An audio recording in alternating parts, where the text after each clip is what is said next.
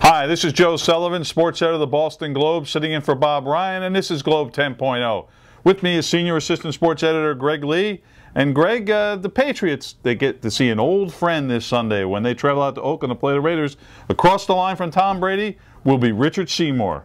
And we remember it was just before the 2009 season when the Patriots shockingly traded Seymour to the Raiders for draft picks.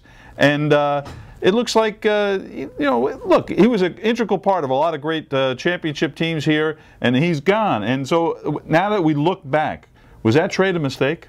Well, I look at it as, with these coaches who have won multiple championships like Bill Belichick, that think that he can mold young players, all these draft picks, he stockpile, and he spend a lot of draft picks on defensive backs and defensive linemen and whatever, and pick up these free agent guys to pick up his system. The bottom line is they aren't great. Richard Seymour was a great player. Yeah. So in order to make Bill Belichick look good, you have to have great players. You just can't plug anyone on the defensive line. Since Seymour has left, has anyone been a dominant player on the defensive line for the Patriots? Well, certainly Vince Wilfork's a great player. Besides Wilfork. But they used to have Wilfork and Seymour and Ty Warren when he was playing really well. Right. It was probably the best defensive line in the NFL. Right now, let's face it, it's not the best defensive line in the NFL. It's one of the weakest statistically.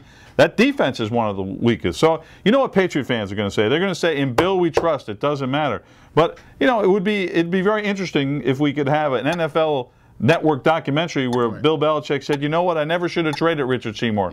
Yeah. Look who I have to play now. Gerard Warren, Mike Wright, Albert Haynesworth, and over the hill, Sean Ellis.